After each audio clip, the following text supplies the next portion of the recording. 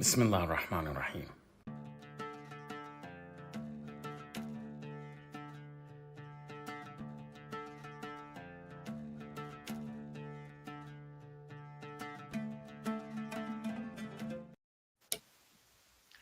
Salam, hello, peace to you all.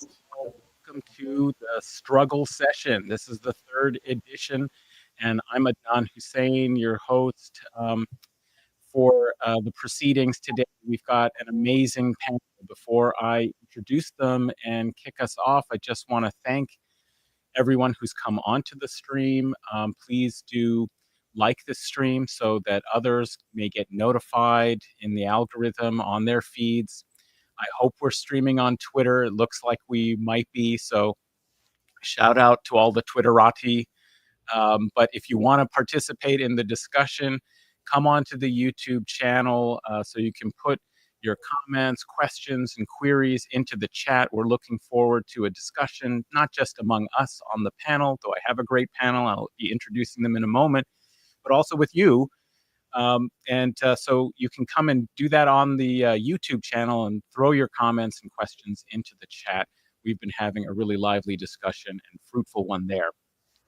Again, like the stream, maybe you can share it on social media and let people who follow you know right now that it's happening and they should get in here for a good discussion, and do subscribe to the channel. But without any further ado, let me introduce our panel. We have a really great group here. I'm so excited for this discussion. I'm going just from the top on my screen, Lara Sheehi, who is a radical psychoanalyst and author of two amazing books that you should check out, one of which is, I believe, Psychoanalyst Analysis Under Occupation and From the Clinic to the Streets. So really looking forward to your insights. Lara, so great to have you on. Thanks for coming. Thanks for inviting me. Oh, my pleasure.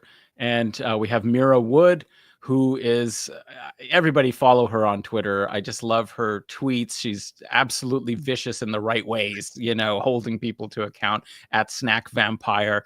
Mirah Wood, who's part of the, I guess, co-chair of the Middle East and Africa Committee in the International Committee of the DSA. Mirah, formerly co-chair of Middle East, Africa and steering, but I'm not in the leadership body, but still a member of the International Committee. Okay, of the International Committee. Okay, great. But follow on Twitter, definitely, and welcome. Thank you so much for coming and joining today.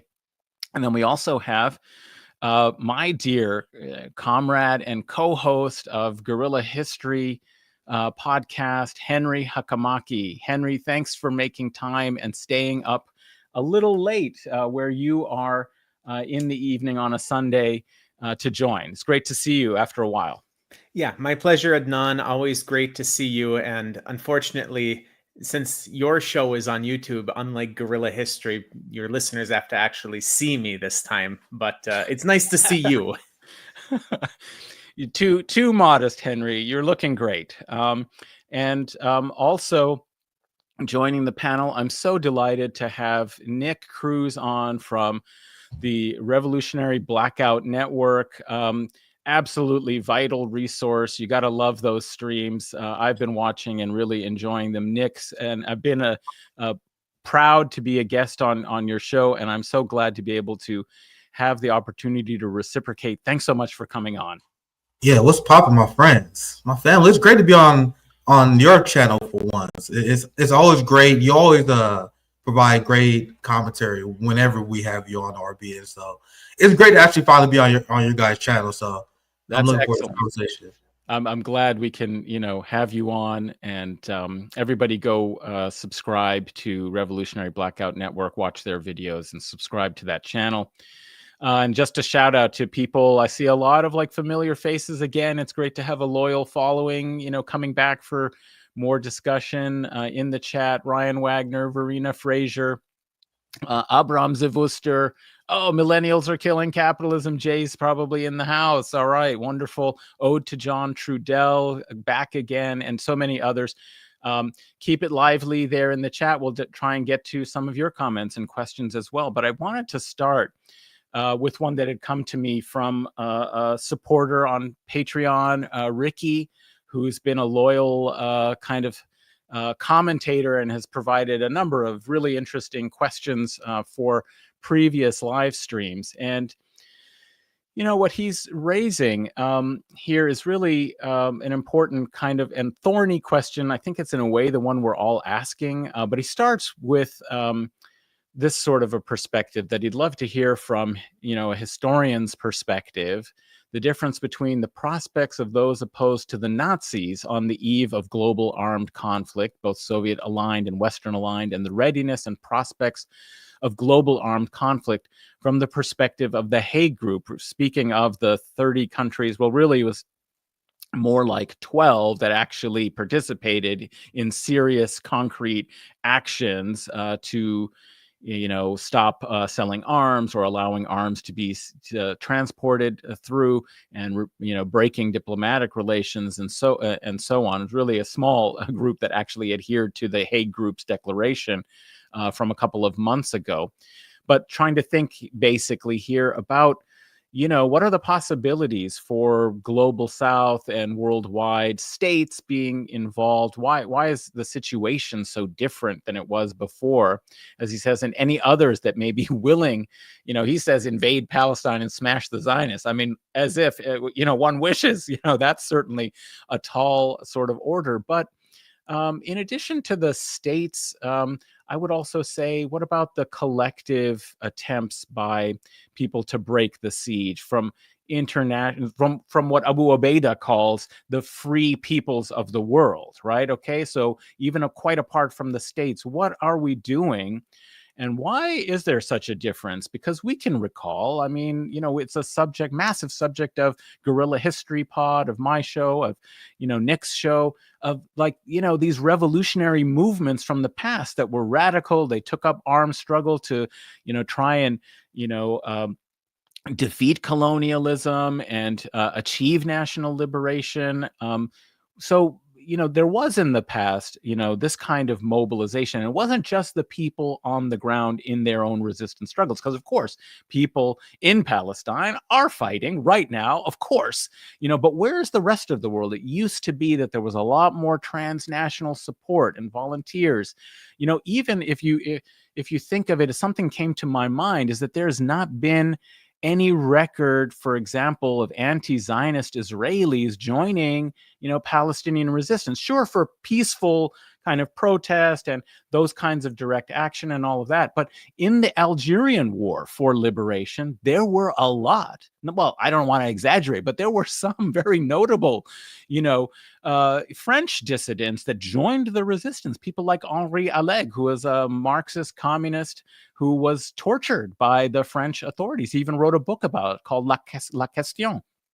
And of course, Sartre wrote a preface for it, because that's all Sartre did during this era. It's like he would write preface for Fanon, preface for Henri Alleg, preface for, but at any rate, a separate issue.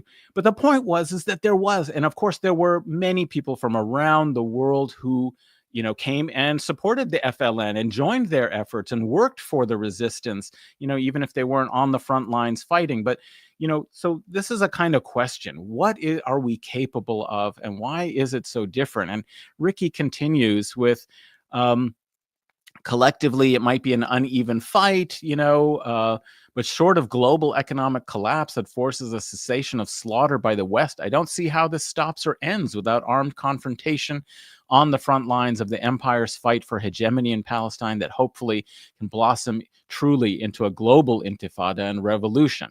And of course, he, like so many, is depressed by the fact that this just isn't, happening. This is, they won't stop of their own accord. So what are the ways they can be forced to stop? And I think that's the larger question that we're struggling with and thinking about right now.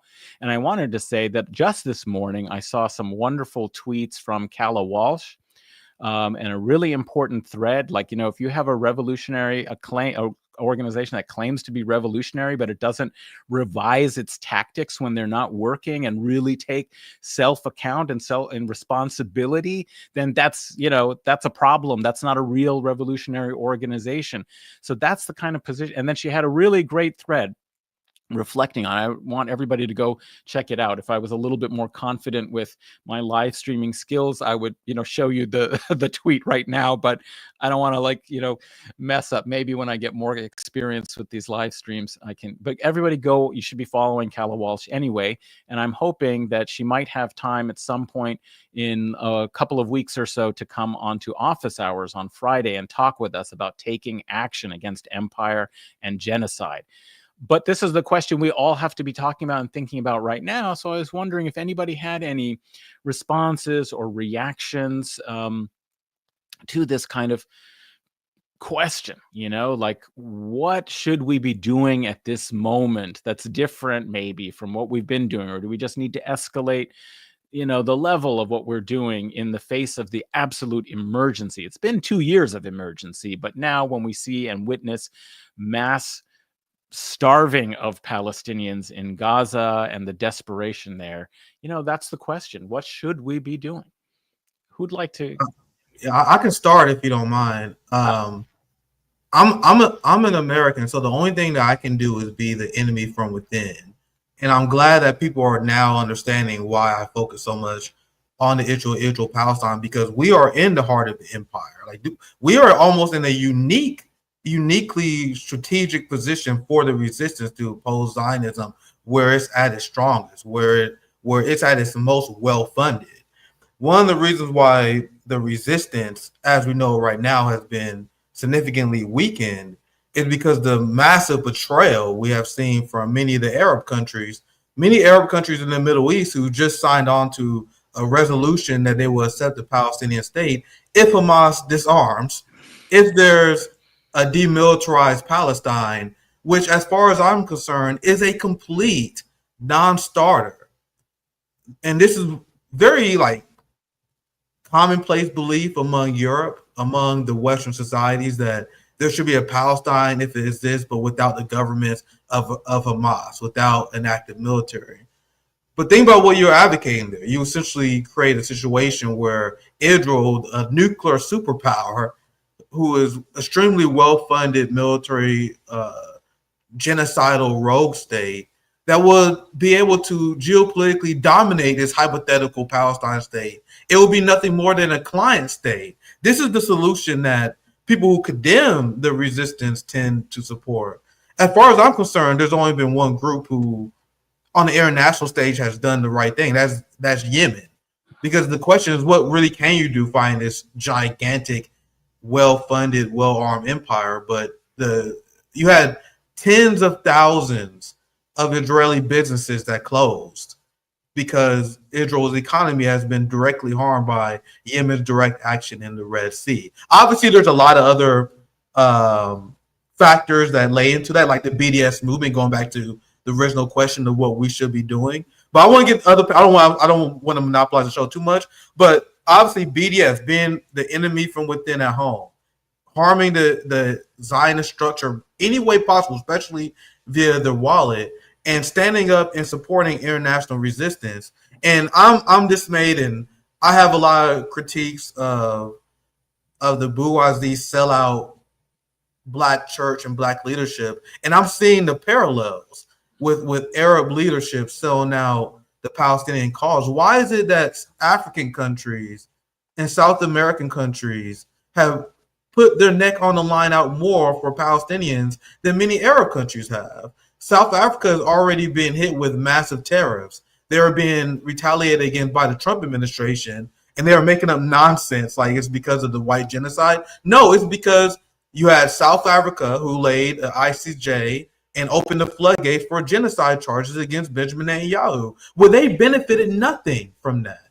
South Africa as a country would have been much better off if they just laid low, shut up, and don't say anything about the case. But instead, they stuck the neck out, and now they're being mass retaliated against by the West. Now, compare that to the Arab states who are willing to do business and transactions with the state of Israel. That's a giant problem, but I don't want to monopolize the conversation. So that's a great point. That's a great point, Nick. And of course, the real difference, I'm excited to hear what everybody has to say on that. But the real difference is because those governments, South African government, some of the governments you mentioned, like under Gustavo Petro's leadership, right? Colombia, these are because they have governments that are reflecting social movements, outside of the U.S. empire. Why is Iran part of the axis of resistance? If it was under the Shah, they would have been doing even more than the Saudis. And it's because they have had popular revolutions. And, so that's at least part of the difference. But I add something else to that thought,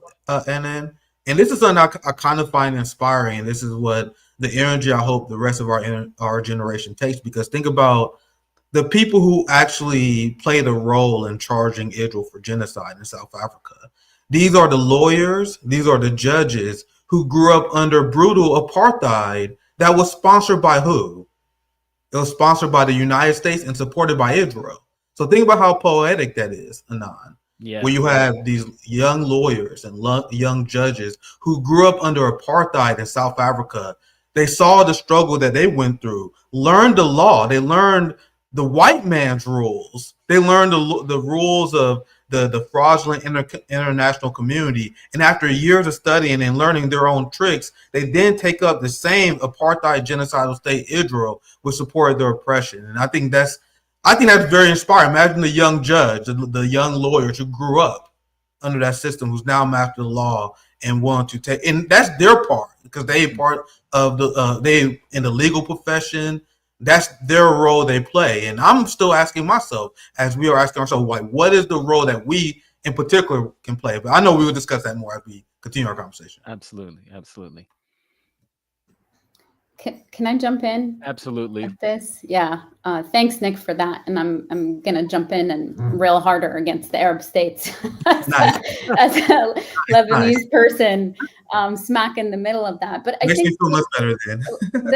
it's not a new story, right? I think this is the thing for us to read it from an analytic about the Zionist entity doing the bidding for a corrupt ruling class across the Arab region that has been decimated, by the way. The region and the resistance has been decimated over the past 25, 30 years by American imperialism on purpose for this reason, right? So that you can sort of demobilize any sort of popular resistance, any sort of armed resistance. And the Arab states sit back, talk a good game like Qatar does.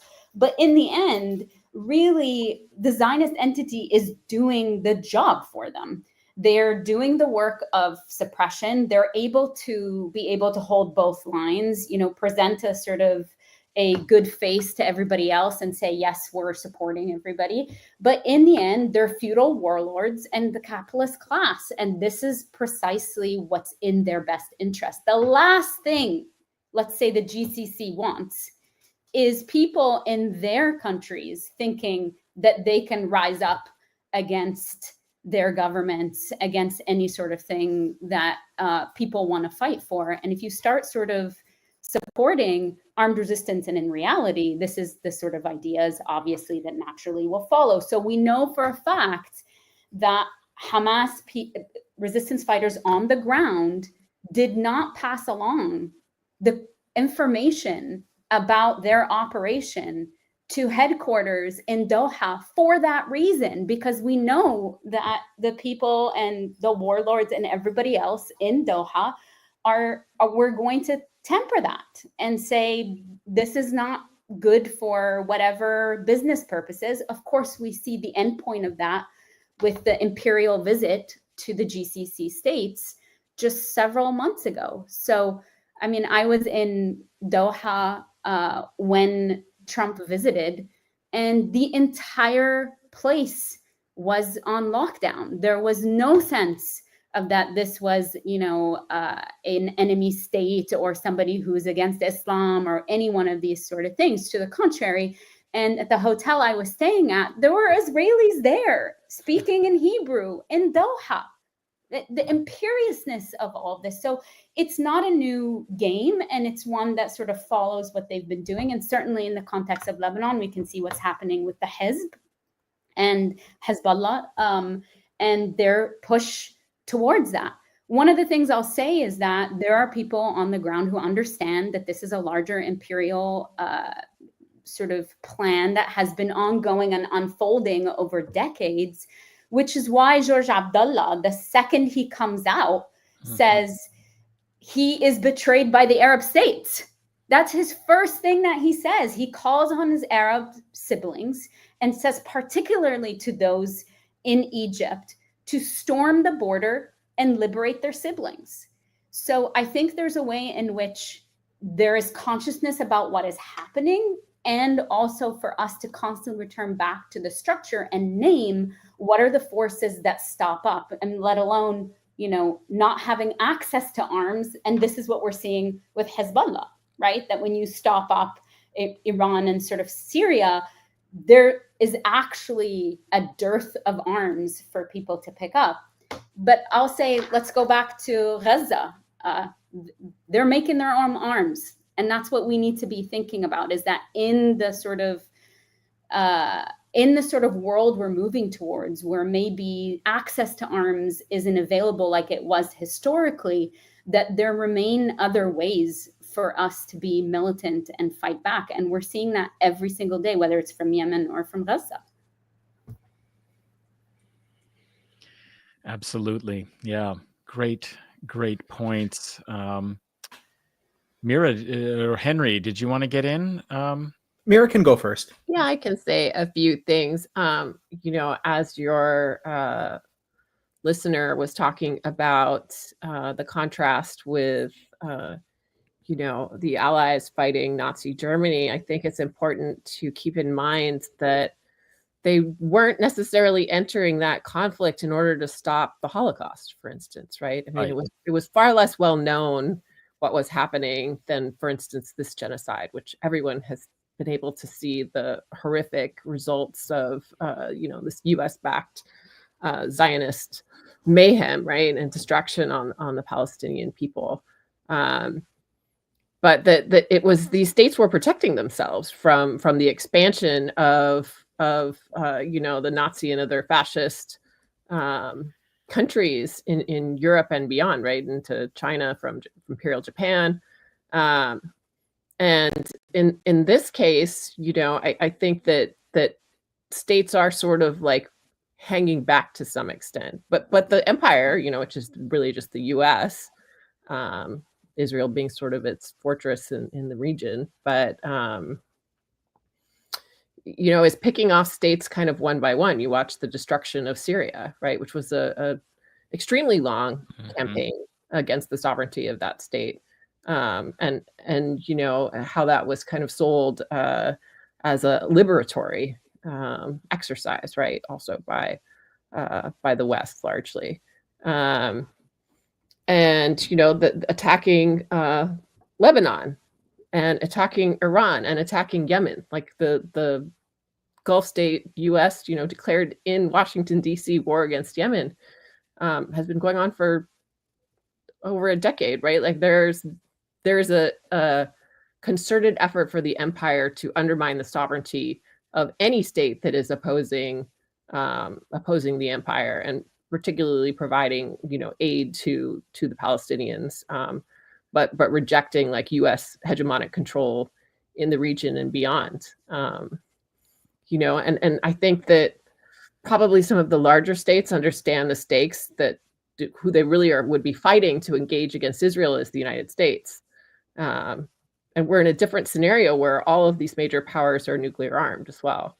So the escalatory path for direct confrontation, right, which we've watched the situation in with the U.S. proxy war against Russia and Ukraine, is a very dangerous one. So I think there is some caution in the parts of these countries as to how they are moving, some of the bigger states.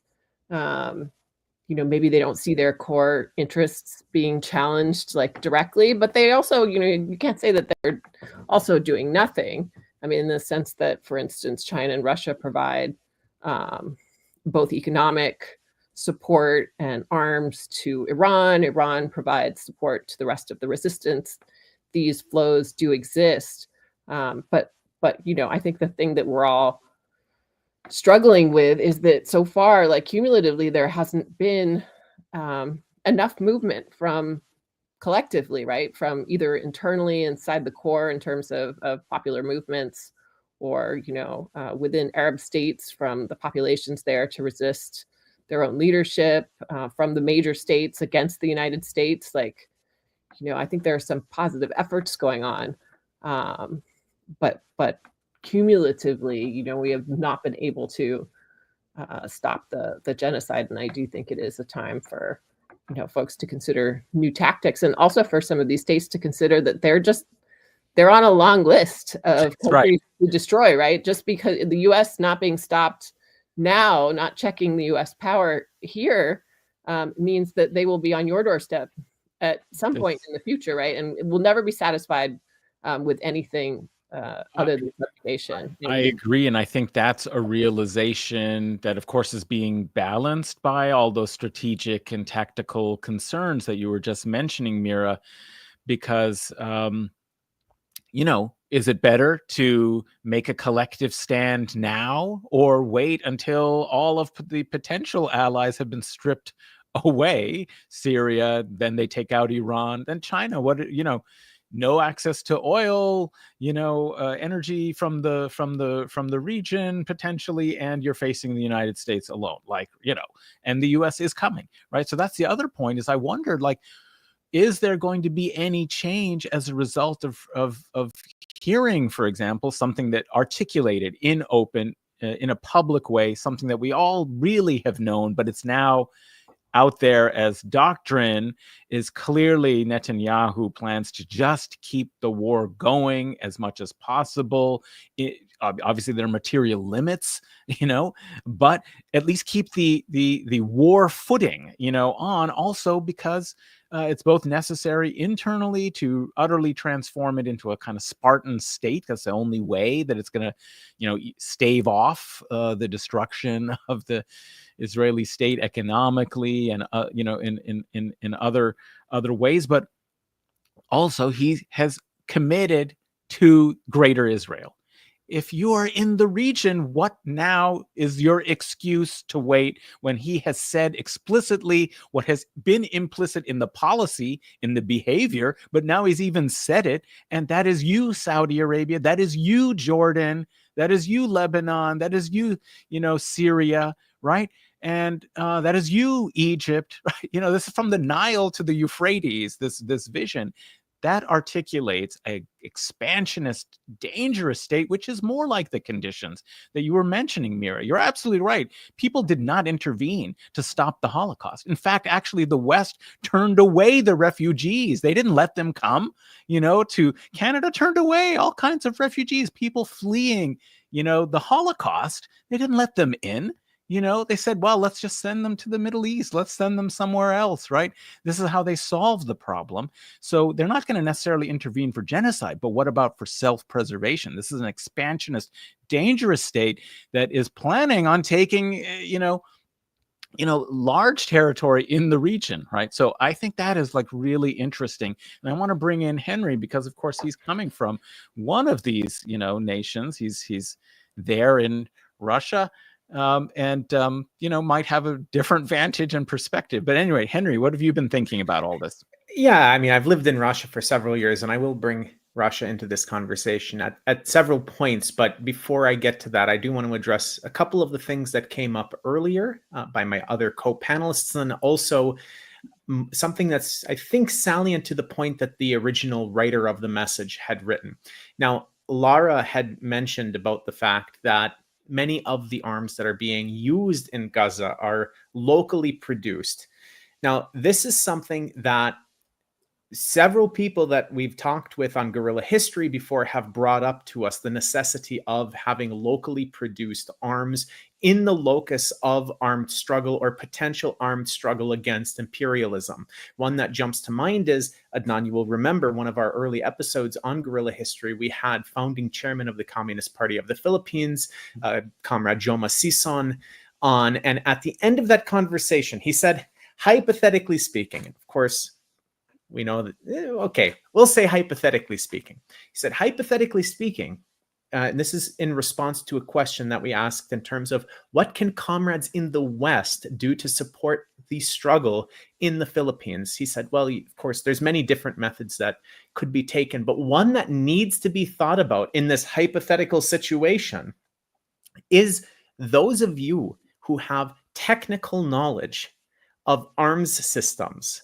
and other technical knowledge of affiliated systems that would be useful in struggle against imperialism, find ways to, again, hypothetically speaking, find ways to transmit that technical information, those the information about the processes, that expertise that you have from the imperial core, find ways of bringing that knowledge to the site of struggle so that the people that are actually putting their bodies on the line in the site of struggle have the means to take the struggle to the utmost degree that they are able to do so. Now, this is not only something that you can see in very small contexts like guerrilla movements. Not that I would want to say that the Communist Party of the Philippines is a small movement, but again, we're talking in a very localized context.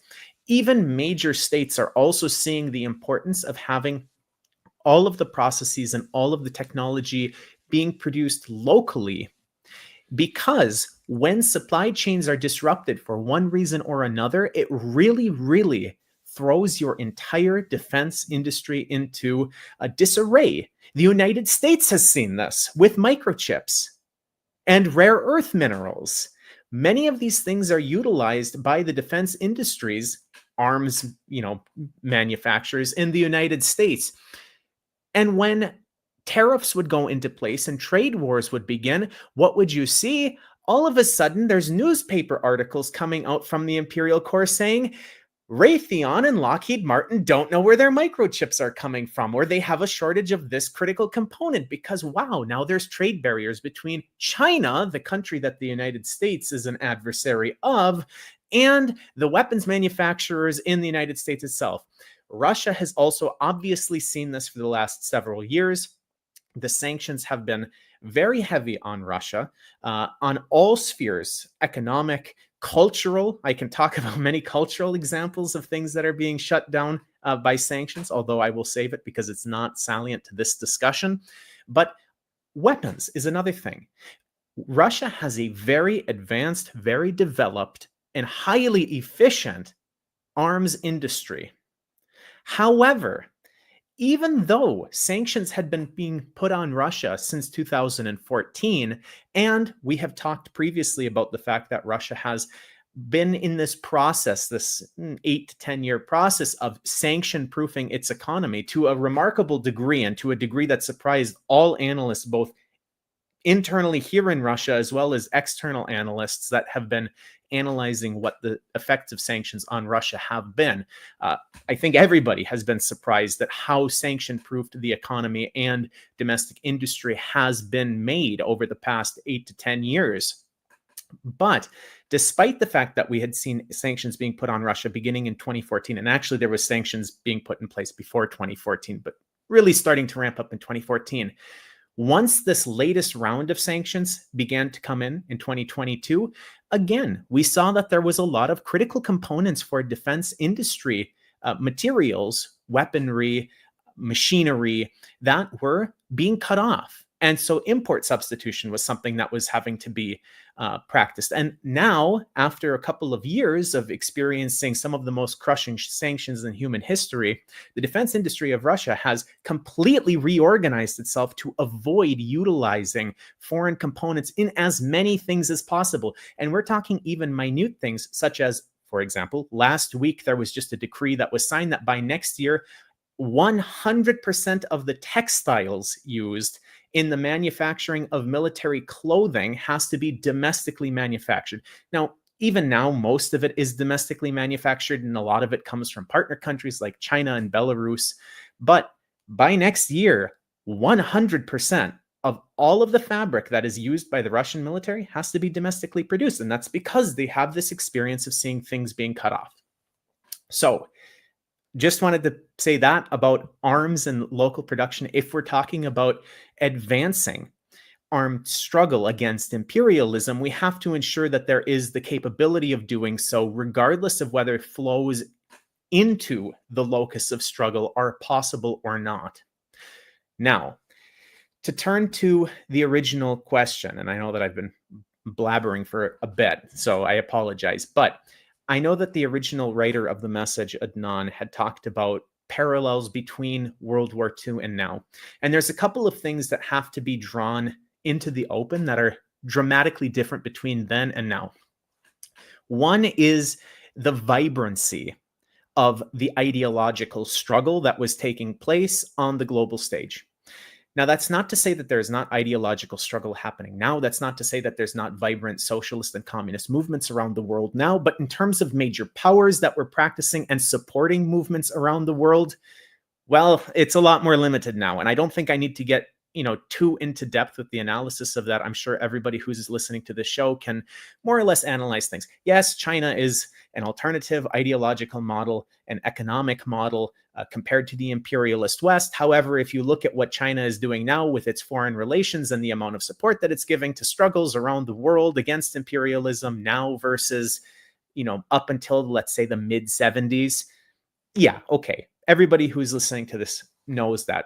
We know that there's not that sharp divide on the international stage of multiple ideological camps that allow for alignment of countries that are struggling against imperialism with a ideologically coherent anti-imperialist bloc. Because even though we see an anti-imperialist bloc emerging on the world stage, that anti-imperialist bloc is not ideologically coherent completely. We've had the discussion about BRICS many times, Adnan, on Guerrilla History.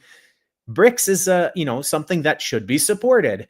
BRICS is a great opportunity for countries to explore partnerships outside of the imperialist core of the West. However, if you're looking for ideological coherence, BRICS ain't it, my friends. Unfortunately, we can continue to push for more ideological coherence, but as of now, there is not ideological coherence in BRICS. Again, I could discuss that far further, not really the point of this discussion, so I'll save that for some other time. The last thing that I want to say is that another very critical difference, if we're looking at the situation in Gaza now versus the lead up to and the beginning of World War II, is the relation of the imperial nations with regard to the conflict. So with World War II, what we see is that, well, imperial nations are fighting against each other. Britain was an imperial nation. Germany's an imperial nation. The United States was an imperial nation. I wouldn't say that the Soviet Union was an imperial nation, but I know a lot of people would disagree with me on that. But nevertheless, the point is that on each side of the conflict, you see imperial nations struggling against each other. And the conflict comes down to geopolitics and, in a little bit more tempered ways, ideological differences between the nations that were fighting in World War II.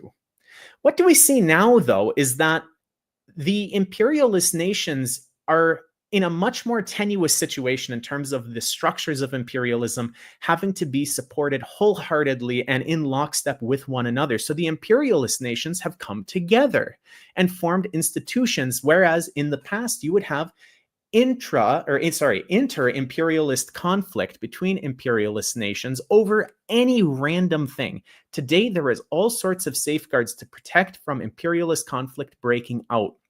One of those is NATO. There was no equivalent of NATO in the lead up to World War II. Now, Israel is not a NATO member. However, they're a NATO outpost. I don't think anybody would disagree with that. And they're very closely linked to the project of NATO, which is not a defensive alliance, my friends. Despite what NATO will tell you, it is not a defensive alliance. It is a military alliance to ensure that there is not attacks on Western imperialism. Western imperialism coalesces militarily within the structures of NATO. And that is why NATO wholeheartedly supports and has supported Israel, because it also wholeheartedly is in support of Western imperialism. What that means is that major nations have this issue where we see it again in the news quite frequently. Well, what constitutes a violation of the NATO Charter that would trigger Article 5 and get all NATO members involved? And so there's all of these other nations like Russia that are having to toe this line of how to support nations like Iran, for example, a close strategic ally of Russia, through technological, economic, and military partnerships, but without being seen as violating the NATO Charter and triggering Article 5 when Iran is directly involved with NATO members. And this also, of course, comes into play in Gaza. If you're just supporting local actors in the struggle against Israel, well, that's one thing.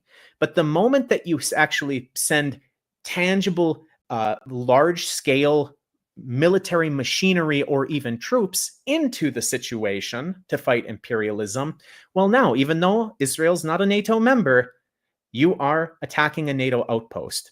You're not going to see a Battle of Quito Cuanavale in the struggle against Israel right now. And of course, I'm referring to the famous battle in the Angolan War for Independence, where Cuba and the Soviet Union provided billions of dollars worth of support and dozens to hundreds of tanks to the Angolan liberation fighters, and also stood shoulder by shoulder with the fighters in Angola against apartheid South Africa and against Portugal, and defeated them.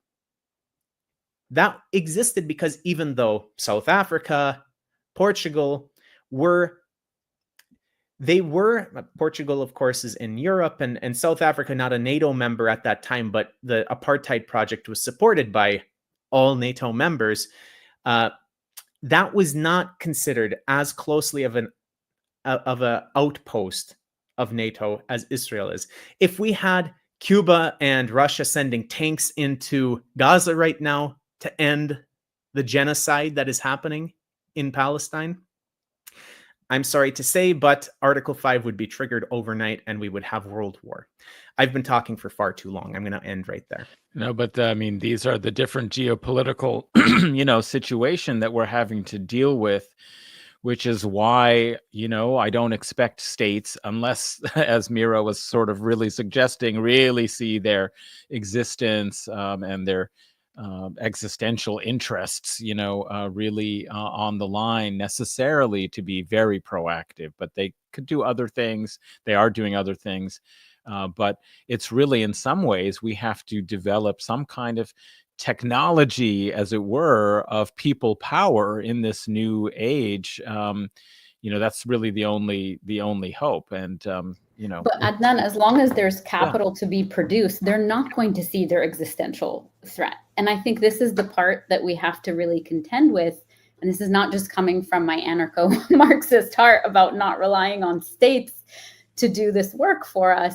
It really is to say that the reconfiguration of the world in this hyper-capitalist and military-industrial complex that is side by side with imperialism, that these states, whether it's the GCC or any one of these states, there's money to be made from them not seeing their existential threat. So I think we can look at it and see what a contradiction, but it's not a contradiction if we're thinking about it in that way. And I think for us to kind of remain focused on that these things that we see as antagonisms naturally for us on a state level, on a level where these states can present or pretend that they're revolutionary, but they're not doing a Yemen.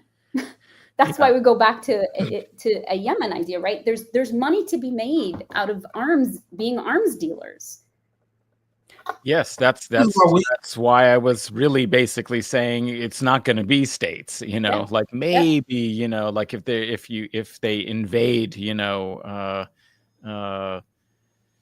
Egypt would finally do something, but not until then. And it's partly because, as Mauro points out in the comment, that, you had a different global alignment of an anti-capitalist front that actually could support and would support anti-colonial struggles. But now with the, forms of capitalism, that exists today, profits come first, and they just can't recognize anything outside of that. I do want to just for a second pause and just remind people. Firstly, it's great to see all kinds of wonderful comments and things in the chat. I try and highlight them, and where I can find questions that we could come to at some point, I will. But I just want to say that you should like the stream. Don't forget to do that. How many likes do we have? What are you doing, people? Just like the stream so other people find out about it. Don't be miserly with knowledge. Okay, share it. Don't just be in the know. You want everybody to be in the know. So share the stream on your social media, like the video. But I wanted to kind of come to another question, and I just also to open it up to anything that you want to talk about. But before that, I noticed something that Nick, you had posted, on your Twitter, and I thought that might be something interesting to think a little bit about, where you went hard at. And somebody had just posted about like, oh, we have to cancel. I forgot where we have to cancel. What was it? We have to cancel. Castro had toxic masculinity, so we have to cancel him. The U.S. left. Yes, love, Okay, so so the subject of toxic masculinity has come up in your tweets recently. You went hard at these like right-wing posers who are responding to some perceived crisis of masculinity by trying to reinforce the most disgusting forms of patriarchy. But instead of like taking a genuine stand of bravery against their own governments, they're just sort of cheering on. And so I wondered if you could elaborate on it. But I reposted that and said, I think the best emblem right now for, say, U.S. youth, if you want, to have a model of somebody who represents, what it really means, to be a brave and courageous and heroic person, look to Chris Smalls. Okay, that's a better model. He is a cool cat. And it's not because of his sunglasses and his chains and his, jerseys and his style. Oh, that's pretty cool too. What's really cool about him is that he is uncompromising. He is defiant, and he's willing to sacrifice. And that's what, if you want masculinity, like I don't want to play into, masculinity as like the paradigm, but if you want to be, a real man, then it's defiant against the forces of oppression. Be a struggler for justice. Be a warrior for truth. That's the example. And he went on the flotilla. He was abused, but he did not back down. He continued to adhere to a hunger strike and to be defiant. And since coming out, he is even more defiant. And so I just wanted to talk a little bit about that and contrast that with something that I was hoping maybe Lara might also, with the psychoanalytic kind of analysis, get to, is the other image of a fake masculinity, a threatened, Zionist fascist who goes into a prison cell where, a political prisoner who has sacrificed everything for his people in his cell, Marwan Barghouti, Ben Gvir goes in there, to kind of abuse him, to threaten him, to say what he doesn't have the courage to say to the people who are really resisting on the outside. And there's so much to unpack, it seems to me, with that also plays into this kind of psycho, kind of like the anxieties of masculinity and, and kind of anxiousness about power, and ultimately exposing the weakness of that kind of, either toxic masculinity or Zio-fascist, aggression. And so I was wondering first, Nick, maybe you might come in on that and elaborate on what you were thinking. And then, maybe Lara might have a comment also on it, and then open it up for everybody. The only reason I even got into this kind of work is because I found the United States left deeply ineffective, like almost offensively, to a point where they unable to take popular ideas and sell them to the masses. This is why you see, I don't know if you guys ever noticed, like the outrage about me, about the fact I'm willing to talk to anybody. A lot of people was upset because I talked to Jake Shields. I live in Missouri. I sold cars in Kansas. I'm more used to being around right wingers. My family is extremely religious. They're not on the right, but they got a lot of socially conservative views from growing up in the church. This idea of being in a left echo chamber has always been new to me. So people will get mad at me they're like, you legitimizing the right. No, these are arguments that we can make, and I have made effectively in order to win the right-wing minded people to our ideas, to appeal to people's material interests. And the U.S. left has sucked, for a lack of a better term, over the last few decades. It has been filled with academics who don't know how to connect to people on the cultural level. These are people who condemn emotions, and they want everyone to be studious. They are obsessed with dictionaries and Wikipedia pages. They can't have an ordinary conversation with a worker to save their life. If they ever had a conversation with a worker, they'd be slapped in the face before the end of the sentence. So what I do, and this is what turned off a lot of people on the left, is I lean into, especially because of my experience, I'm from the MMA world. I trained with many professional fighters. It was a big part of my life for a very long time. So I know how these people think. So to me, as a Marxist martial artist, the fact that the left lost these people, and I saw it happen in real time, was wild. And I was young and I was humble. I was willing to allow the professional managerial class left to do their things. But after witnessing their failure and their inability to win over the masses, that's the only reason I started doing this. And I started tweeting out effective messaging that can help win people over. For example, if you're on the right, and I see a lot of people on the right attack college students for protesting their government, when that 20-year-old skinny nerdy college kid that you saw arrested protesting against a genocide that Israel's committing, that is the most alpha male that you can possibly find. The most beta male person is the person who refuses or are too cowardly to challenge a power because it may affect their life. They're too afraid to do this. And one of the things that led to Stall in the first place, I tweeted about this a long time ago. There was a viral clip of CM Punk. I'm a big fan of combat sports as well, pro wrestling. And there was an MMA event. It was a viral clip where CM Punk was when it was laying out what they want for the new year. And CM Punk said the only thing that he wants is the end to the genocide that Israel's committing. He said that live on camera. And you want to know what his two other white co-hosts did when CM Punk said that? They panicked. Oh no, we're not supposed to say that.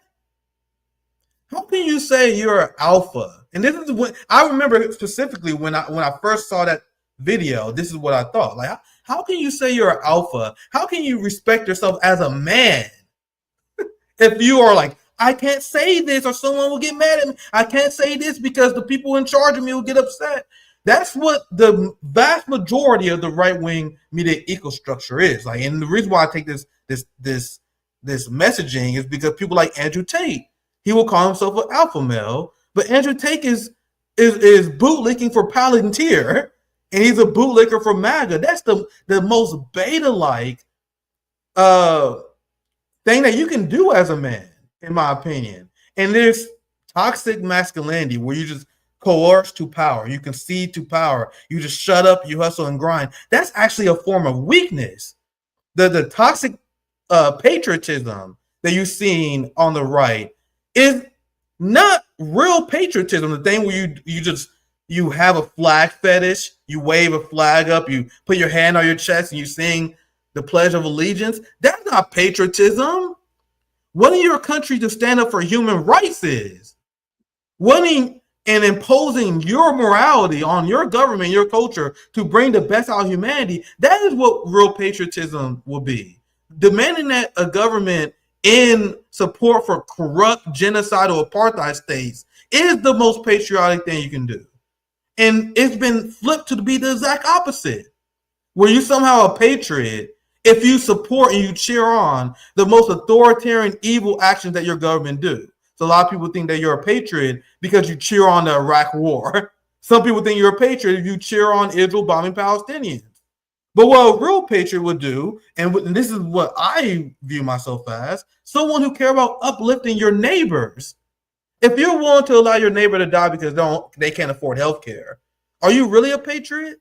Now, these are things that the left has refused to have a conversation about, and which is why they lost generations of men. There are a ton of right-wingers who are now more interested into my radical left ideas. That's why Jake Shields invited me on in the first place. A lot of people attacked me, but Jake Shields like, man, I never actually listened to a black radical before, and I'm interested in a lot of your ideas. This is how you create a massive opening for our movement by doing this. And what I do, I'll give you one last example before I shut up, and how you don't concede. I'm not conceding none of my ideals. I'm selling a radical agenda to their audience. So what do I do when I went on Jake Shields? I went on his far right show. I explained to him why they should be supportive of defunding the police. Because how can you say that you're some sort of alpha male, but you want a nanny state? You want a nanny state where police officers are looking over your shoulder. And the second I said that, he was like, yeah, it resonated immediately. All the comments, extremely positive. Even though I went on a right-wing channel to argue for the liberation of the Palestinians, I was arguing for the dismantling of the police state. And I argue with it in my own unique way, appealing to masculinity. And not everyone can do that. It may not be the best strategy for everyone, but everyone has to acknowledge that what's your role in the movement. I'm not even attacking academics. If your role, and that's what you do, and you're academic and you win people over that way, fine. But it shouldn't be the monopolized strategy of the left, which is why I've seen fail in the United States. We need to start appealing more to emotions, start embracing the culture instead of trying to academically explain why the culture is problematic. You know what I mean? I know that was a pretty long answer. Hopefully you guys understand what I was saying here. But there's a lot of different ways we can sell our ideas that a lot of people haven't done that will appeal to the overall working class. Liberalism inherently can't do that, which is why they lost much of the masses. And many go down the route of fascism because it's either socialism, communism, and liberation, or fascism. So sorry for a long answer. Hopefully that answers your question that you would get. Really, really interesting. And I think maybe people will want to respond. I want to go to Lara first and then bring in the rest of the panel. Great stuff. Thanks, Adnan. Nick, don't go too easy on academics. they need the fucking light underneath them. Yeah. I appreciate the question about the psychological. I mean, I think it's really important, particularly in the context of the settler colony of the United States, that it's not by chance that we see toxic masculinity at this level where like jingoism and white supremacy is intimately involved with the making of the settler state. And I'm saying that because fascism by it constitutively is masculinist and patriarchal, meaning it is about domination, coercion, and exploitation. And so we can think about that once we sort of break it down like that, and we can think about the psychological aspects of it. When you're asking somebody to be a quote unquote patriot, they're also full scale taking in and internalizing what it meant for this settler colony to come into being. And to do that, there needed to be domination, exploitation, and coercion, which again, at the heart of which is a masculinist sort of fantasy. Now, one of the things that I think gets collapsed is, number one, our entire world is saturated by these systems. And so I hear a lot of people sort of be surprised that somehow in leftist spaces, there's patriarchy or any one of these things. And it's like, if we can understand that our world is saturated by these systems, we have to expect that part of our commitment to the world and to building the world we want to build is to disrupt all forms of domination, exploitation, and coercion. And therefore, we are fighting patriarchy and fascism at the same time. But it doesn't just come naturally. Just because you're a leftist, you're not going to be sort of engaging in these relational and psychological processes, because the only way these systems can work as they work, oftentimes seamlessly, is if they lodge themselves within us. And that's the psychological and affective piece. And so actually, as leftists, we have more of a responsibility to be aware of how these things are working through us, how they're landing psychologically, how they're landing affectively, and to disrupt them. rather than just sort of collapsing, I think, the aesthetic of revolutions with immediately saying that's a masculinist project. I mean, our revolutionaries are awesome. They're cool for a reason. We need that psychic and affective pull to be able to rally around it. It can't end there, right? And I think here I'll sort of draw on Layla Khalid, who in her autobiography is talking about being taken to the hospital and is afraid and sort of stops herself and says, I shouldn't be afraid because I'm a militant, and then calls in Che and says, what Che taught me was that part of remaining militant and a revolutionary is, yes, to be hard, but also to be tender and to be sort of guided by love. And I think that's the sort of contradictions that, if we're thinking about a masculinity that is fascist, never has space for. It doesn't have space for radical love. It doesn't have space for generativity. It doesn't have space for tenderness. It doesn't have space for enchantment. To the contrary, that's the destruction. And that's where we can look at Ben Gvir going into Marwan Barghouti's cell, right? That's what ties us in there, is that, number one, those are psyops. And that is what Basil al-A'rash taught us, is that the enemy will always circulate videos and images of the humiliation of our heroes on purpose. They don't do that just because they're trying to show. They're doing that because humiliation and domination is one way in which the fascist ideology of Zionism continues to get its breath. And that's the point. And circulating this and sort of believing. But Lara, I just, on that, I mean, I didn't really elaborate on it, but of course we've seen all of these videos of attempting to humiliate Palestinian men to, we know about the rape and torture of Palestinian prisoners in Israeli custody that's been going on for years, but especially, recently with the report on it that's all documented. The video came out, disgusting stuff, pictures of, people being, rounded up en masse, men, just in their underwear, to, and videos of this and photos of this to try and humiliate them as they tried to depopulate northern Gaza and the first stages of it. But what they did only humiliated them and rose the dignity of the Palestinian people. They didn't accomplish anything. They may try to do that. And Ben Gvir looks like a weak, anxious, person that, to go and do that. Yes, he's trying to humiliate a prisoner. Marwan Barghouti arose from that with such dignity, and he already had it because he's stuck to his principles. I think it boomerangs against them. Oh, absolutely. Just like the Sinwar video. You thought you were, you thought you were getting such a win releasing this video, and all you can see is a defiant man, indigenous man of the land that says, I will fight till my last breath because this is the cause that it's about. And I think that's the other thing, is fascists are misattuned to that precisely because of their intimate sort of affinity with destruction and domination, that they miss that piece. But it's also why it resonates with people, why people can say that and miss, unless you're a Zionist fascist, which, let's face it, that's what they're left with now. That's the only people that believe their bullshit, right?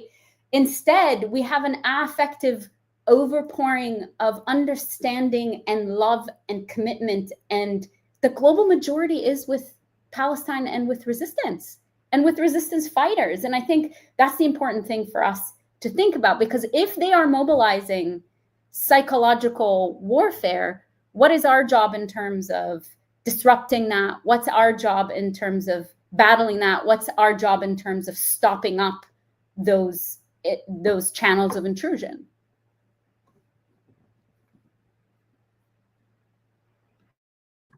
Yeah, maybe I'd like to talk about some of the themes related to this, maybe not so much on the issue of masculinity, except to say that, I can think of no images like more stirring and heroic than the resistance fighters, and in their little slippers going up to tanks with just utter bravery, right? To fight, this hugely technologically powerful military that is destroying their homes and killing their families and, imposing a siege of starvation, that the heroics of that fighting to witness is really epic, and it can't be suppressed, right, through all of the propaganda that the Zionist empire, tries to employ against it, right? You can see that the difference in the valor of these individuals, versus sort of the diaper-clad IDF, right?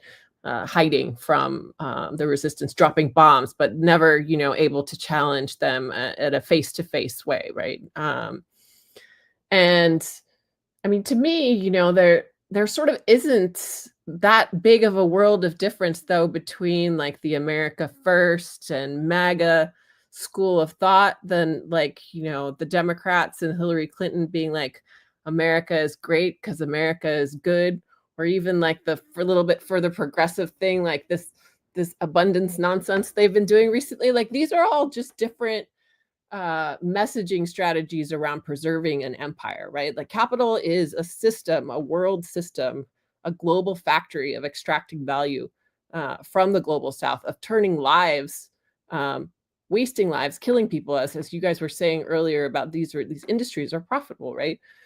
They're wildly profitable. The United States is a big giant arms factory, so creating instability around the world that you can then sell arms to about it, and what a fundamental threat October 7th and Al-Aqsa flood was to that entire system, right? It was a shot really into the heart of empire itself, and a shot for the dignity of man in resisting. And you could see the resistance fighters, when they're not out there fighting against Israeli tanks, then they're handing out flowers to children. Like their fight comes from that deep love and tenderness that Lara was talking about, that I think is so important to the revolutionary spirit itself.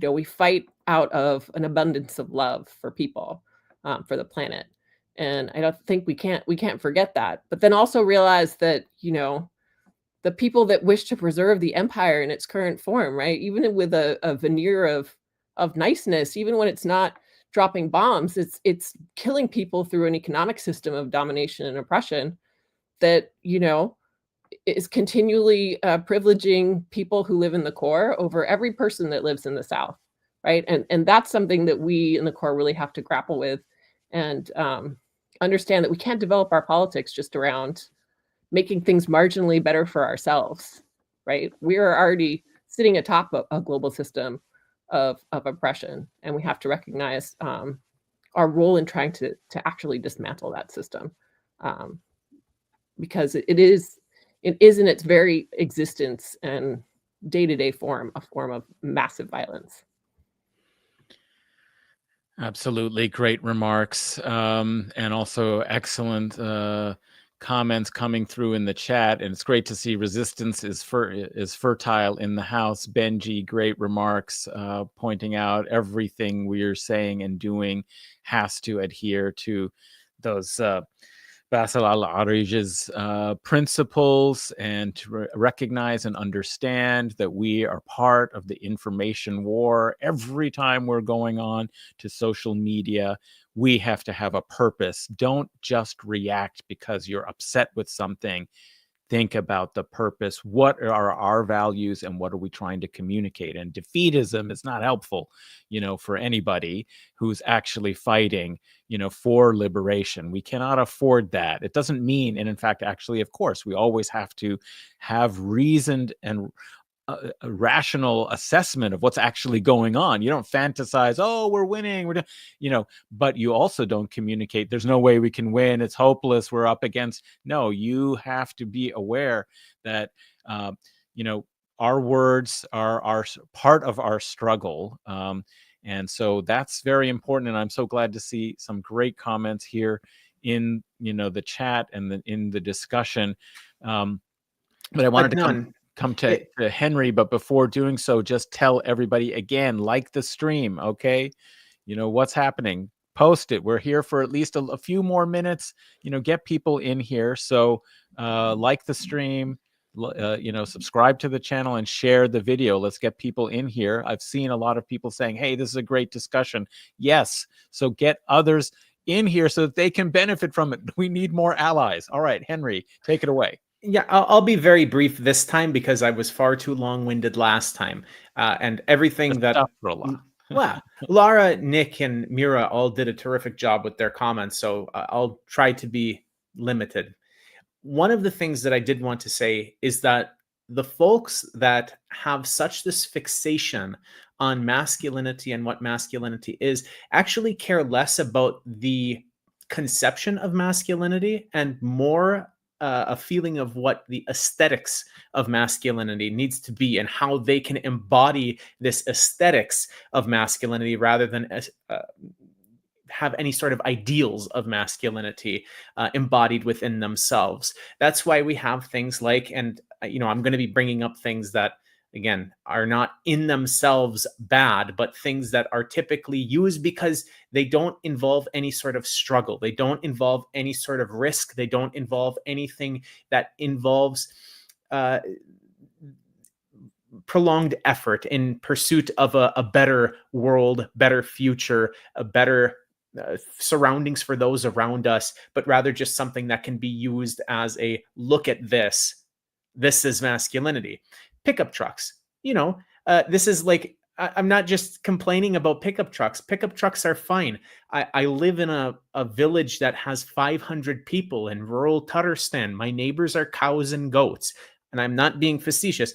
Literally, my neighbors are cows and goats. I go outside, I see they got cows and goats. If you want eggs, you go to the barn and get them from the chickens because there's 500 people in the village. Everybody's very self-sufficient.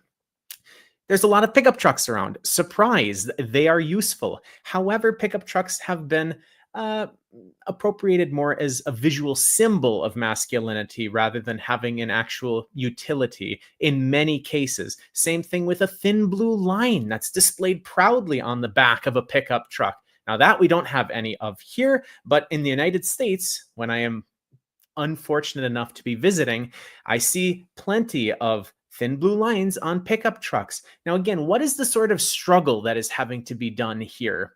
What is the actual, real masculinity that is having to be displayed? What is the risk that the person is going through by having this giant pickup truck in the middle of a city with a thin blue line on the back? Sorry, you're standing up for power. You're not standing against it.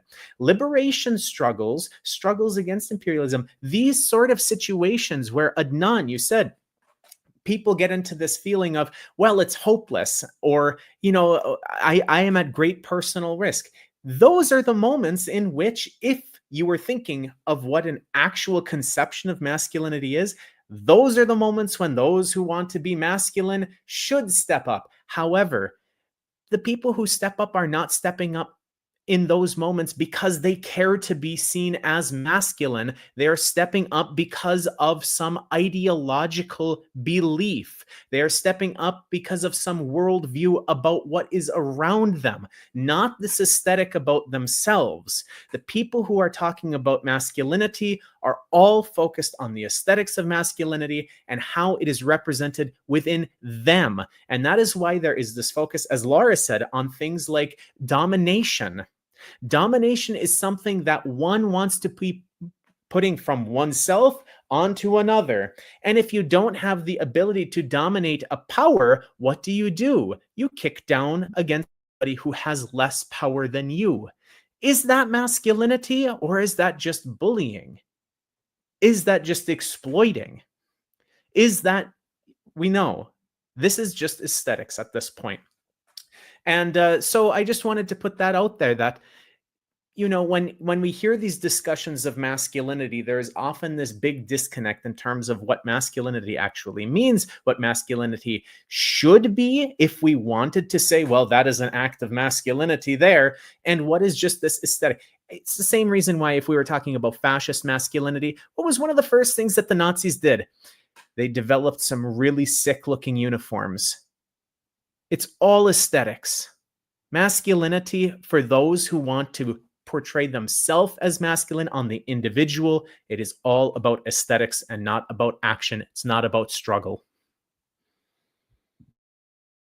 Well said, Henry. And since these struggle sessions are all about taking action in our struggles with the remaining time, I mean, I'm always happy to go on, but I don't want to, impose upon my guests on the panel too much. So I want to make sure that we start to begin coming to, some kind of conclusions. And always what we have to do is be thinking about, what we can be doing in our movements, what our strategies and tactics, can be, and to give genuine, advice to one another about an encouragement to take action. And so I saw this from Arlene: strategically, what are the concrete steps we inside the belly of the beast can take to translate all the moral support the resistance has into specific actions to hasten imperialism's demise?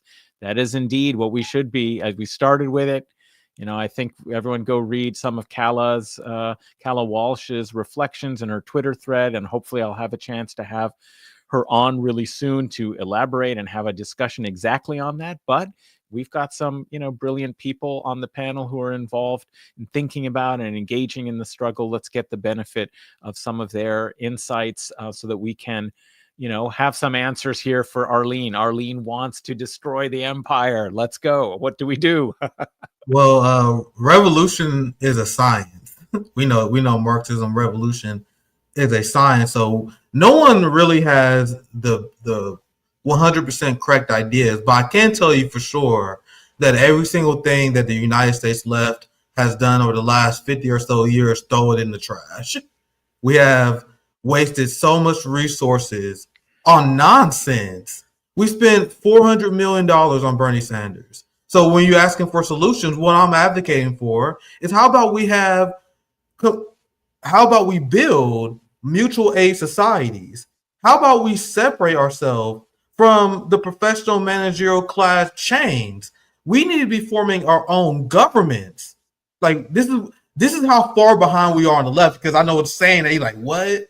Because we are so behind. Imagine if we took that $400 million from Bernie Sanders and we created a form of government, a mutual aid society where we provide for people housing, food. We got bail funds for people who are protesting. This is what we have advocated for at RBN, and we had drawn the ire of countless social democrats, democratic socialists who are obsessed with building with power. They want to build with capitalists. They want to build in the Democratic Party. We need to do the exact opposite. We need to build our own societies within a society, a hostile government within a government. And then within this government, we have an explicitly, and this is my vision, an explicitly anti-Zionist party. And I mean Zionism as a social stigma. I am a believer that parties are necessary in order to organize. History has shown us that in many countries. So I think not only do we have an outside government, that government is ran by some form of third party that we had to come and form. That third party will have to be strictly anti-Zionist, anti-capitalist, or it's a waste of time. Like it's honestly a waste of time if it's not those things. And if from there we organize and we put a maximum amount of stress on the system as possible via strikes, via militant action in education. There's many studies that show we only need a solid, let's say 5% of the population to actually join this hypothetical party. There are a lot of people who are bandwagoners. We know this because it's how social movements tend to work. Whenever there's a movement that comes and gets around 15% support, there are a lot of people who will side with revolutionary change to bring back normality. What do I mean? Let's say there's a successful general strike. I'm going to just bring up a very vague situation just to keep it simple. Let's say there's a general strike to increase the minimum wage. You know what I mean? Let's keep it very simple. Majority of Americans, even in red states, support an increase of a minimum wage. You know what I mean? So if you break society by shutting down the economy, if people are being inconvenienced for a demand that most people already support, that put maximum amount of stress on the ruling class. These are the tactics that we need to start researching and investing in. And yes, we are extremely behind. That's why RBN chapter to this. That's why I'm doing the best I can as an individual. And I think that every individual, we need to abandon liberalism. We need to stop making excuses and accept personal responsibility for what you can do for the movement. If you're shy and you're not good at public speaking, how about you stay back and organize and help make pies for a movement? You know what I mean? How about you man the grill? How about you sew if you're good in sewing, make t-shirts? We need, in this hypothetical government, I want to hear it from other panelists as well. What will you do in this hypothetical revolutionary government? What will your role be in this situation? I trained Muay Thai for 15 years. I'm a very established martial artist, and I have been my entire life. I train people for free, for example. So as a martial artist, I will provide mutual aid martial art training, combat training. And if you are, whatever your skill, if you're a gardener, guess who's growing our food? Like this. And if you don't have a skill, maybe a revolutionary action is to develop one that will be useful. Because once again, I'm not a liberal. I believe that we need to take personal responsibility. So I'll pass it back to the panel because I literally have done 2-hour streams on this alone. So that's kind of my idea. Is forming outside government, outside power, reject liberalism, and mobilize everyone. No, you can't do anything. Oh no, you can't. No, everyone has to do something, and we need to mobilize a revolutionary government right now, and the left has been stringing behind on that. So that's my take. Hopefully that answered that question. And to leave it with something motivational, I ended with something motivational. I started RBN because I live in the middle of nowhere. I live in Missouri. It's not a lot of leftists here. So I had an option. I had to form my own organization, and it has been a great decision I made over the last 4 or 5 years, the connections that I've made. But not everyone's able to do that. Look for a local organization, socialist, anti-imperialist, anti-Zionist organization in your area and join it. If you don't like the organization in your area, create your own. If you don't have time because you're hustling, if you're working, I understand we all have to do that, right? Then you become a class trader. You fund the movement. We need everyone to become activated and reject what the democratic socialists and what liberals told us is possible within change, organizing within power. So hopefully that makes sense. I'll pass it back to the panel for you guys' thoughts on that. Who'd like to go? I can go for a bit. So first, Nick, you said you live in the middle of nowhere. Again, my village is a village of 500 people in the middle of nowhere in northern Tatarstan. So I still think I've got you beat on that front. Yeah. But in any case, a first shout out to Arlene, the person who wrote in this question. I know Arlene. Arlene is a wonderful, committed, very long-term comrade in the struggle against imperialism. And I have to get back to Arlene.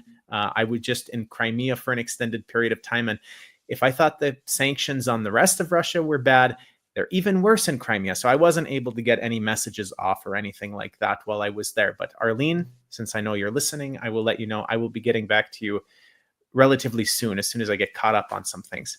Now, with regard to this question, I am going to change the locus of what we're focusing on a little bit. And that's partly because I live outside of the Western Imperial Core and I have absolutely no intention of moving anywhere else or back to the Imperial Core.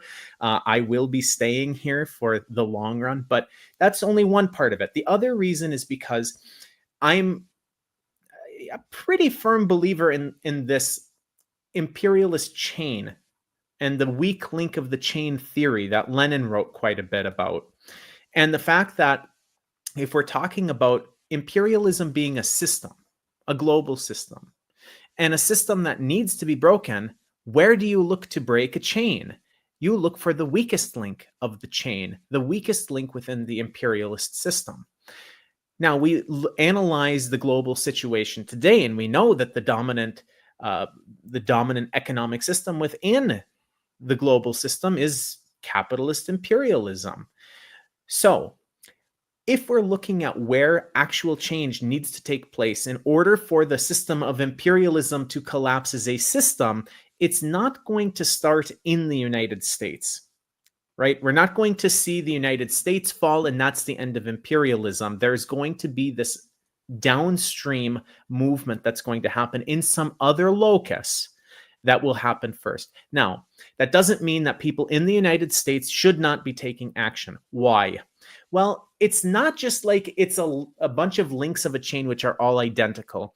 If we're thinking about imperialism as a chain, it's almost like the stabilizing force of the imperialist system, and in this current moment, the United States, is like not only a link of the chain, but it's also a welder at the end of the chain.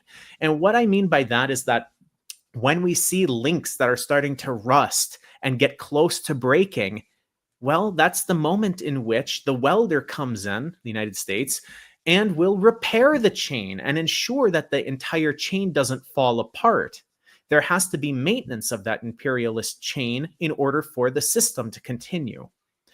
So, what do I propose then? Well, if you're in the United States, there's two things that you need to be doing. One, you need to find ways, and I'm not going to advocate specific measures because I'm not going that I have prescriptions for this, but you need to find ways in which to weaken the imperialist core, the strongest nations of the imperialist core, while ensuring that the weakest links have what they need in order to break that link at that point. This is like saying you need to ensure that the welder is drunk or hungover or had a workplace accident. You know, he's not dead yet. He's going to be coming back at some point, but he's a little bit preoccupied with something else at the moment. If there's a link of the chain downstream somewhere that's rusting through and it's going to break because there's tension on this chain, the welder is in the hospital right now tending to a broken foot. He's not ready to come back and fix the chain at this moment. You need to weaken the imperialist core. You need to find ways of preoccupying the United States, the United Kingdom, France, Germany, Israel, Australia, etc., etc., etc. We know the imperialist core. You need to find ways of ensuring that you are doing what you can within your local context and within your national context, if you reside in these places, to weaken them. And at the same time, we must be thinking about what can be done from the imperialist core to aid those who are in those weaker links of the chain. So again, in Joma Sison's hypothetical situation, if hypothetically you had technical expertise or materials that you could hypothetically transmit to these places that they could hypothetically utilize in a locus that imperialism is active. It is part of the imperialist chain, but it is not part of those core powerful nations that are maintaining the imperialist system. Well, hypothetically, you should do so. And of course, if you're listening to this and you're not inside the imperialist core, and you are rather a victim of imperialism in the periphery, your struggle is going to be different. Your struggle is going to be finding ways of strengthening your ideological and political organization, because presumably you have found an organization or group or party within your local context that is also anti-imperialist. You should find ways of ensuring that your organization, your party, your local context is as strong as possible in the struggle against imperialism. So listeners, and I know that this was from Arlene directly, but listeners, regardless of where you're from, you have to analyze where you are, what the conditions are, and what needs to be done in order to not only affect your local situation, but think more systematically about imperialism as this chain. Indeed. Anybody else ready with some? I just wanted to just chime in and say that I agree with, with Nick and also with Henry, in the sense that, I believe that Samir Amin's thing about change happening in the periphery, right, I think is very relevant to this. This has historically been where systemic changes begin. And I think, you can see that happening as the imperial lock on things starts to weaken. But like within the core, I do think it is important for us to create independent poles of power, as Nick was saying, within our communities. Just as the South needs to delink from the North, we also need to delink from the systems within our own societies in order to build the power to challenge them. And I think that we should also be, trying to take our lead and, understand our ideology with much more input from current movements in the global South, right? Not just like, this isn't just like a static history from the past of contemporary Marxist thought. There's a great deal that is has happened and is still happening. And there's a lot of thinkers and movements in the South that I think that groups and organizations in the North benefit from interacting with. Progressive Internationals, the People's Academy has some really great lectures on YouTube, and that's an effort also to get cadre from the North and the South together to, you know, be learning from each other's movements and creating some bonds of association across international lines. But it is a complex task, right? I mean, it is something that is difficult to engage in the current atmosphere of surveillance and oppression, and it will take sacrifice and it will take bravery to engage in these things. And I think what Henry was saying about the arteries, right? We have to analyze what it is that we can do to kick up you know, sand into the gears of imperialism from within the core. And that is a challenge for all of us to spend time as individuals and in our organizations thinking about, you know, how we can rise to that challenge better. I was laughing when Nick was saying like bake a pie, because it's a shout out also to the Biotic Baking Brigade, which actually are leftists.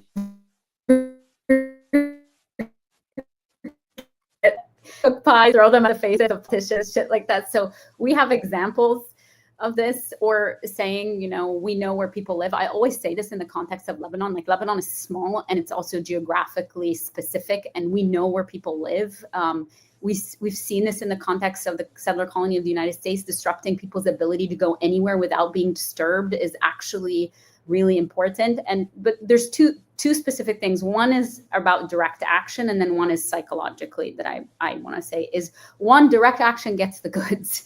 And here's the thing is that when we think about, back to Arlene's question, is how do we support those fighting on the ground in Palestine? And I want to center Palestine, but it's a reminder for us that folks who are fighting for liberation in Palestine are, yes, fighting to liberate Palestine totally, but they're also fighting for a transformation of the world. So us thinking about the ways in which our action is coalitional, because we're fighting the same logics in the same system. So if we ground ourselves, for example, in direct action and mobilizing against ICE raids, we can see that that is also the way we support resistance in Palestine, because it's the same logic when we're talking about the surveillance machines or anything like that. And why it's not surprising that you see folks who are mobilizing against ICE wearing Qassam brigades or PFLP bands, right? Or having a Palestine flag, or direct action in Greece, 105 places in Greece sort of refusing to have Israeli tourists dock or be able to actually enjoy their quote unquote vacations, because the Israeli so-called state is giving, you know, breaks to their genocidaires, and they're using Greece as an outpost for that. We can think about Palestine Action in the UK and how they disrupt and sort of and go against private property. I mean, these are all, we can't think about those things as small things. And I think that sometimes there's a way in which we say, well, how's that going to help that? But if we're thinking in terms of logics, it is about that. That's the way we go back to what Henry was saying, is how do you busy people or states or surveillance machines with something else, so that there is a way that we're supporting, but also, again, disrupting a particular type of logic. So this has a similar thing psychologically. I really want to impress on people not to underestimate the power of disrupting a psychological process from happening unchecked. So what does that mean? It means that if these systems saturate our internal world and then discipline us, they make us afraid, they make us despair, then it means that every time we have a chance to disrupt it is actually something we're doing to support resistance on the ground.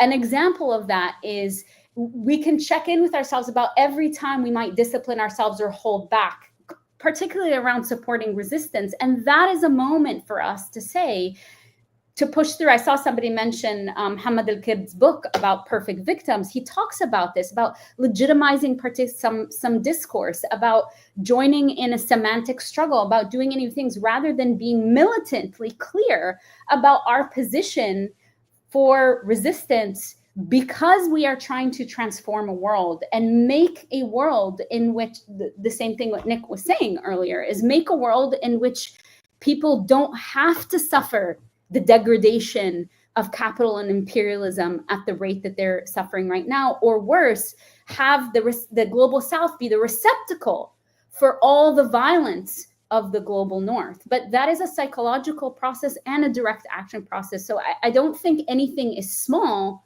if we think about it on the level of logics. Absolutely. Great remarks from everybody on the panel. There's so much more to be said, and I appreciate all of the insight and advice. I just wanted to also pick up a little bit in kind of final remarks here. We are over the 90 minutes, so I don't want to take too much more time, but some of the things Nick was saying about having more autonomy locally and with your community. When you say government, it means sovereignty, people's sovereignty, actually to make decisions about their economic life, their political life, their social organizations. And so we have to kind of work, I think, with that. I think that's a really important. And when people talk a lot about decolonizing the state, that's actually what it means to decolonize this settler colonial state of the US or Canada or Australia or New Zealand, in these settler colonial societies of the Anglophone part of the West anyway, is to create land back. That's land back. Take sovereignty over the land and the resources in your locality as much as you can. So I think support those mutual aid organizations in your community, find out about RBN and what they're doing and support them. They need the support, and get involved in those sorts of things.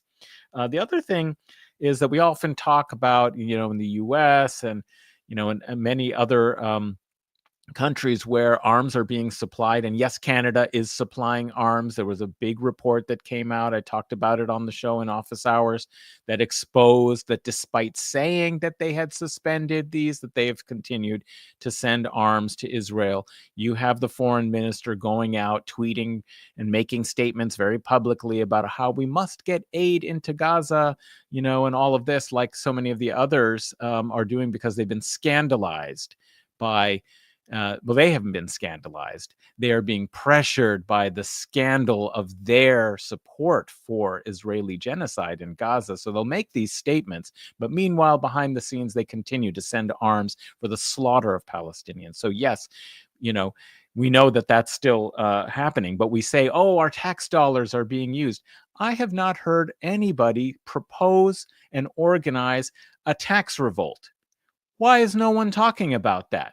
A conscientious withholding of taxes collectively of the amount that goes to the military-industrial complex in the budget. There are calculations out there, and then reinvested in the mutual aid and say, I'm using the tax money to support. We need something like that, because we need to disrupt the system. So that's kind of what Henry was talking about. Anything where you can do, if it can be done collectively. And actually, that's one message I would say. Of course, you can take individual actions. Are you drinking Coca-Cola? What's wrong with you? Of course, you must do BDS individually. But consumer politics is not the answer. We need collective struggle as well, in addition to those things. So do BDS. And I said recently in a great episode in office hours that we had with Ariel Saltzman, we tried to talk a little practically about some of the things that we could be doing. And that is do collective BDS. And I saw that the Nova Scotia Farmers Markets Association, in the face of starvation happening in Gaza, forced starvation happening in Gaza, said, we feed people. We can't watch this, so we condemn it. We condemn what we see. That's a major action that those people could take in their context. You can do the same in whatever community organizations, whatever workplace environments you're in. If you're in, if you're lucky to have a pension as a worker in the US and Canada now, why aren't you organizing a divestment of your pension from the military industrial complex, from genocide, from killing, people around the world? So those are kinds of things that we can do. But somebody pointed out in the chat, it might have been Maeve, I can't remember, it was a while ago, that Rashida Tlaib had said you should target politicians. So when it comes to, for pressure, like when it comes to, the kind of like protests, they've been pretty ineffective. But I think if you do protests, direct them where, they might be more effective in making politicians uncomfortable, and tell them that there will be no impunity. There is going to be accountability. They are going to be charged with war crimes for their complicity. And that does two things. We build the politics around accountability and justice now, but we also make the political threat now, that they have to start thinking about it now, not 20 years when we finally maybe are able to put them behind bars with the behind in the Hague, or other people's movements manage to create accountability, hopefully in a future world that is more just than the one we're in right now. But we need to make them be thinking and fearing that right now, okay, because they are complicit. So that's another point, is just support the accountability movement, the Hind Rajab Foundation. I'll put some of the links. I did some research for my last stream to try and, find what are some of the organizations that are pursuing these, legal remedies. And Hind Rajab Foundation has already, filed cases, so let's support some of those things. So I'll put some of that in the chat, but, maybe you have suggestions. Put your suggestions in the chat. Other people who watch this video, they'll come across them. Let's try and, get more active. Now is the time. So I just want to, thank my panelists for a really wonderful discussion. I've been watching the chat. People really appreciate, all of your insights, remarks, and I do too. I've learned a lot in this, and I just want to thank you all, for all the work that you do, and hope that you'll come back at some point, on the struggle sessions. And, this has been exactly what we need to do, is hold our own movements accountable, okay? Because we failed so far. We have to do better. We're going to do better. Let's do better. Okay, so thank you, Henry, for coming on. It's wonderful to see you. Lara, it's such a pleasure. I'm going to have you on for an office hours where we can talk, radical psychoanalysis sometime soon. I think people need it. They really need to, you learn some things in this kind of moment of oppression that we're feeling and dealing with all the time, how to respond to that, how to, be healthier through political action. I mean, Fanon thought like a lot could be solved in political struggle. And I think, he had a real point. I'm sure you think so too. And Mirah, all the great work you're doing. People follow Mirah on Twitter at Snack Vampire, and all the work you're doing. Really appreciate your comments and analysis on the panel. Terrific. Thank you so much for being a part of it. And Nick, great work with the RBN. Everybody go subscribe and watch those. Great work being done over there. Get involved, stay informed, and let's change this. We're studying the world. Like the philosopher Marx said, the philosophers have spent all this time, thousands of years, trying to study the world. We're doing that. Hopefully you got some good information, but the point is to change it. So let's go change it. Peace and solidarity to you all. See you next time. And I just want to announce also, check out some of the other live streams. I'm doing something with Nick Estes of Red Nation, Red Scare tomorrow. It's indigenous spirituality and anti-colonial resistance movements. I'll be talking about Sufism and anti-colonial Sufi movements. And he's going to be talking about, North American indigenous Turtle Island kind of movements. Come join us. On either of our streams. You can find out information about that. And also, I'm partnering with Resistance is Fertile, which was, Benji was very active here in the chat today. We're going to be interviewing Radhika Desai, Geopolitical Economy and the Ends of Capitalism. Please, we want the ends of capitalism. Let's learn from Radhika maybe some strategies for that as well, or what's happening in geopolitical economy. So like the stream, subscribe to the channel, a lot more content coming on, and hope to see you all soon for office hours coming up this week. I'll have Max Isle on. We're going to talk about understanding settler colonialism in the world system. And I think that'll be a very interesting discussion as well. So lots going on. Let's stay engaged. And it's a wonderful community that's developing here. Thank you all. We'll see you soon. Solidarity and peace to you all. Thank you so much. Yeah, thank you. Wonderful to spend this time with you all. Appreciate it. Terrific. See you soon.